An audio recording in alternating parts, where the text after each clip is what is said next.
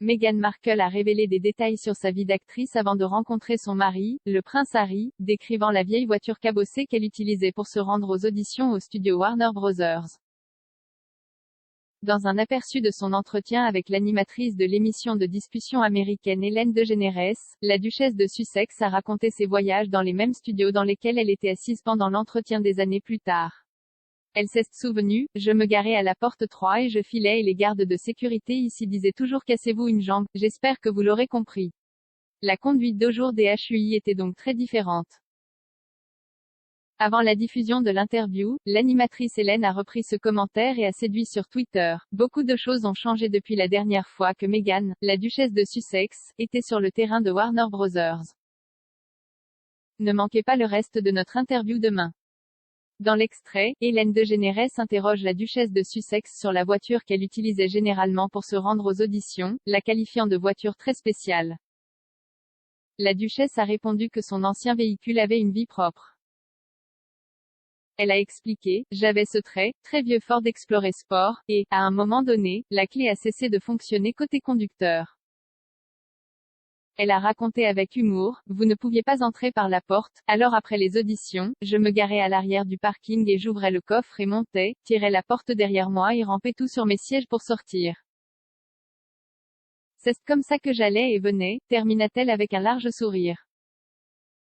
L'interview figurera dans un épisode du Ellen Show, qui sera diffusé jeudi. Sur Twitter, la réaction à l'anecdote de Meghan a été mitigée, certains louant sa similitude avec bon nombre de ses téléspectateurs, et d'autres s'éloignant de son histoire de haillons à la richesse. Un utilisateur de Twitter avec le pseudonyme RUU a commenté, nous aimons Meghan parce que sa vie est tellement liée à la nôtre. Elle a travaillé dur et a connu l'agitation. Un autre, Glow, a ajouté qu'il était fantastique d'entendre à nouveau Meghan parler à la télévision. Ils ont fait l'éloge, j'attends ça avec impatience. D'autres se sont demandé pourquoi la duchesse n'avait pas utilisé la porte passager de sa voiture pour entrer dans son véhicule. Ce nouveau chat sera la première fois que Meghan a joué dans une interview depuis l'exposition explosive qu'était elle et la conversation du prince Harry avec Oprah Winfrey, diffusée en mars de cette année. L'interview incendiaire avait la maison royale et les téléspectateurs du monde entier sur le bord de leur siège alors qu'il avait un aperçu du récit des Sussex de leur temps en tant que membres de la famille royale. Au cours de l'interview, Harry et Meghan ont fait l'affirmation sismique qu'il avait été confronté au racisme d'un royal senior qui a interrogé Harry sur la couleur de la peau de son enfant à naître alors que Meghan était enceinte de leur fils, Archie, qui a maintenant 2 ans.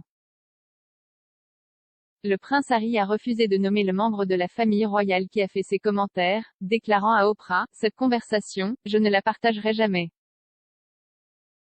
Il a ajouté, à l'époque, c'était gênant, j'étais un peu choqué.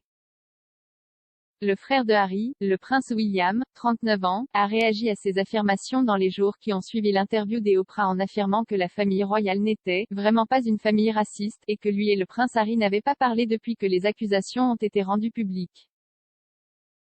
Séparément dans l'interview, Meghan est allée jusqu'à avouer à Oprah qu'elle avait envisagé de se suicider. Elle a déclaré à l'animatrice de l'émission de discussion américaine qu'à certains moments, sa vie au sein de la famille royale lui avait fait sentir qu'elle ne voulait plus être en vie.